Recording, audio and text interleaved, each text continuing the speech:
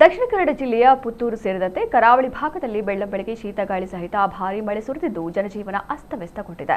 ಶಾಲಾ ವಿದ್ಯಾರ್ಥಿಗಳು, ಸರ್ಕಾರಿ ಮತ್ತು ಖಾಸಗಿ ನೌಕರರು, ಕೂಲಿ ಕಾರ್ಮಿಕರು ತೆರಳುವ ಸಮಯದಲ್ಲೇ ಸುಮಾರು 1 ಗಂಟೆಗಳ ಕಾಲ ನಿರಂತರ ಮಳೆಯಾಗಿದೆ. ಗಾಳಿ ಸಹಿತ ಭಾರೀ ಮಳೆಯಾಗಿರುವುದರಿಂದ ಕೆಲ ಕಾಲ ವಿದ್ಯುತ್ ವ್ಯತ್ಯಯ ಉಂಟಾಗಿದೆ.